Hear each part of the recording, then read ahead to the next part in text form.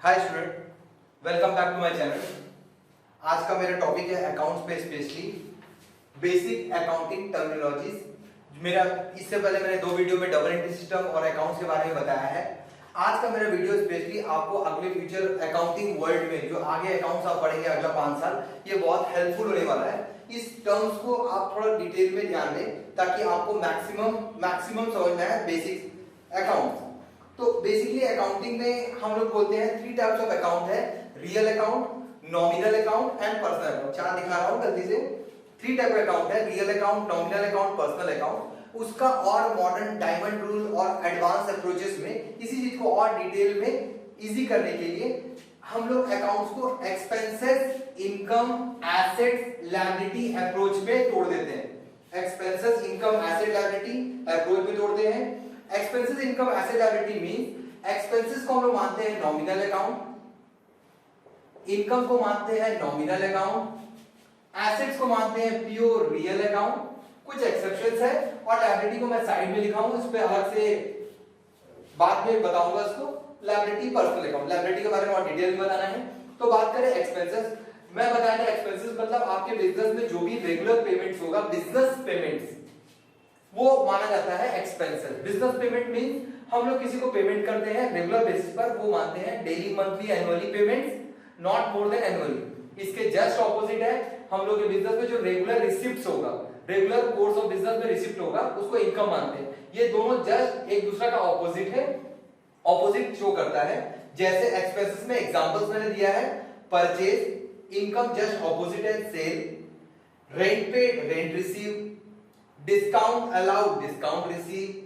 एक में पैसा जा रहा है, पेमेंट्स मींस पैसा जा रहा है, और सेकंड में पैसा आ रहा है, रिसीव हो रहा है। Interest paid, interest receive, discount allowed, discount receive, commission paid, commission receive.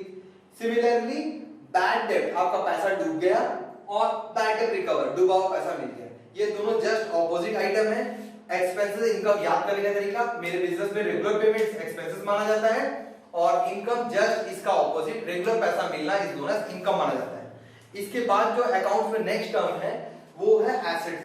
बात करते हैं हम लोग एसेट की तरफ में। एसेट्स को हम लोग, ये बहुत इंपॉर्टेंट एसेट्स, क्योंकि एसेट से ही हम लोग के बिजनेस का स्टेटस, हमारा पोजीशन पता चलता है कि मेरे पास में क्या क्या प्रॉपर्टीज है।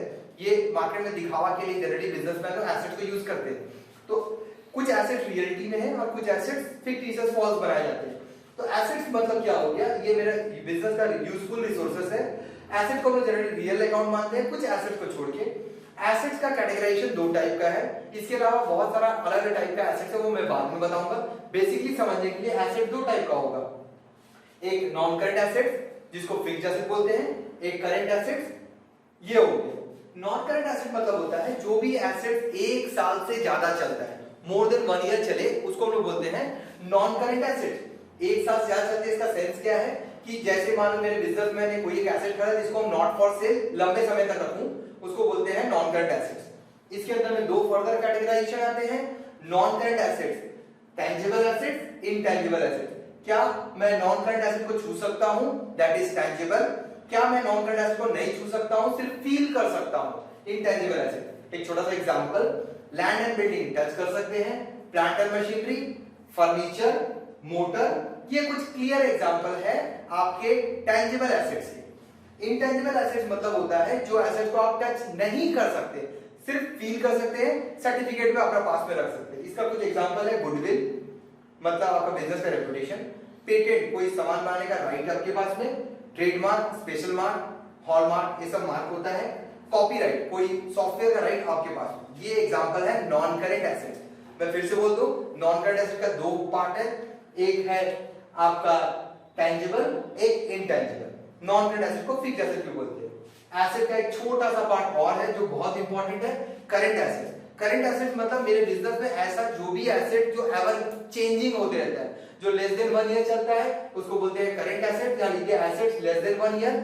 जैसे एग्जांपल, कैश, मेरे पास आज 10,000 रुपए कैश है, मैंने किसी को 5,000 पेमेंट कर दिया, मेरे पास कैश बच गया 5,000। लेकिन लैंड एंड बिल्डिंग के मामले में नहीं चलेगा। लैंड एंड बिल्डिंग मेरे पास 10 लाख है, आज भी 10 लाख का है, कल भी 10 लाख का ही रहेगा। एसेट्स ये चेंज नहीं होता है, स्टिक एक जैसा रहता है। ये सब एसेट हर दिन, हर घंटे, हर महीने चेंज होते रहते हैं, therefore it is a current asset. इसका एग्जांपल है कैश, बैंक, स्टॉक। आपके गोडाउन में जो भी सामान है स्टॉक, जिसको इन्वेंट्री बोलते हैं, डेटर और एडवांस पेड, किसी को आप एडवांस पेड किए, ये सब कुछ क्लियर एग्जांपल है एसेट का। मैं एक शॉर्ट वीडियो बता रहा हूं इसमें डिटेल डिस्कशन नेक्स्ट आगे चल के वीडियो में बताऊंगा एसेट को फर्दर कैसे कैटेगराइजेशन करते हैं।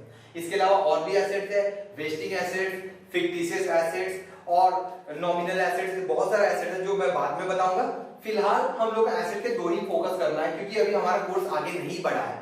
इसके बाद बात करें हम लोग लायबिलिटी, ये मेरा लास्ट टॉपिक में टर्मिनोलॉजीज में लास्ट वर्ड है लायबिलिटीज। लायबिलिटीज को हम लोग ऐसा बोलते हैं, बहुत सारे जन, लायबिलिटी का मतलब होता है किसी भी चीज, कोई भी डेब्ट, अगर हम बिजनेस कर रहे हैं तो जरूरी नहीं हम घर से पैसा लगाएं, हम लोग पैसा बाहर से भी लेके लगाते हैं। तो मैं जिससे भी पैसा लेके लगाऊं बाहर से, मेरे को उसको पैसा चुकाना पड़ेगा, आज नहीं तो 1 महीना, 6 month, 1 year, 2 year, 10 year, 20 year, कभी ना कभी मैं पैसा चुकाऊंगा, जिसको मैं फ्यूचर में चुकाऊंगा। That word is known as liability. ठीक है, लायबिलिटी में दो टाइप का लायबिलिटी होता है, नॉन करेंट लायबिलिटी और एक करेंट लायबिलिटी।